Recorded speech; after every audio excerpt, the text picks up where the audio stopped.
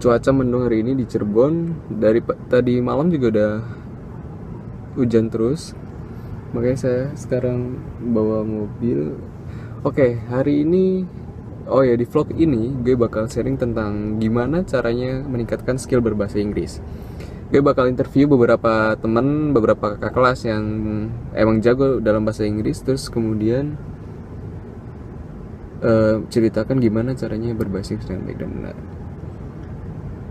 Oke, hari ini gue lagi ada di Lotte mau meet up dengan Kak Kris.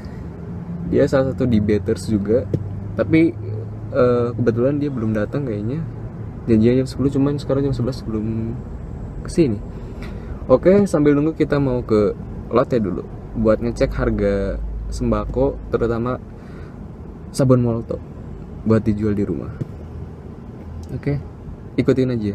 Nanti bakal ada sharing tentang meningkatkan skill bahasa Inggris. Oke, ciao. Oke, sekarang udah ketemu sama Kak Kris. Tadi kita udah nunggu Kak Kris yang sekarang baru datang. Oke, dia bakal sharing tentang gimana caranya menulis menulis tulisan di dalam bahasa Inggris untuk meningkatkan writing kita. Oke, dia punya 3 cara yang akan dia bagikan kepada kita semuanya. Pertama apa Kak? Oke, yang pertama itu dengan membaca. Seperti yang Gardner pernah tulis dalam bukunya, yaitu Sustain Silent Reading and Something. Dia menuliskan bahwa sebelum kita menulis, kita harus membaca dulu. Karena dengan membaca itu bakal memberikan kita ide dalam penulisan dan juga dapat mempengaruhi kita dalam gaya penulisan yang totally lebih baik. Oke, pertama itu kita harus membaca dulu. Ya, kata Kak Kris, kita harus banyak-banyak membaca. Karena saya juga pernah mendengar bahwa kalau kalian ingin menjadi penulis yang baik, kalian harus menjadi pembaca yang baik juga. Itu salah satunya. Itu baru step pertama. Oke, sekarang step kedua. Tentang bagaimana cara menulis bahasa Inggris atau menulis tulisan berbahasa Inggris yang baik. Apa ini, Kak? Nah, pas tadi kan kita udah membaca tuh, Fik. Nah, pasti dalam membaca kita pasti menemukan vocabulary yang baru. Nah, pada saat kita menemukan vocabulary yang baru, kita tulis vocab itu ke dalam kertas atau buku atau note, terserah. Lalu dari kosakata yang baru itu kita coba bikin diterapkan menjadi sebuah kalimat. Oke, step kedua tentang menulis vocabulary yang tidak kita kenal, unfamiliar vocabulary. Nah, salah satunya itu. Jadi, step kedua, kita harus menulis vocabulary yang tidak kita mengerti tanpa mengetahuinya melalui mencarinya di kamus. Itu mungkin bisa meningkatkan skill berbahasa Inggrisnya dengan baik. Oke,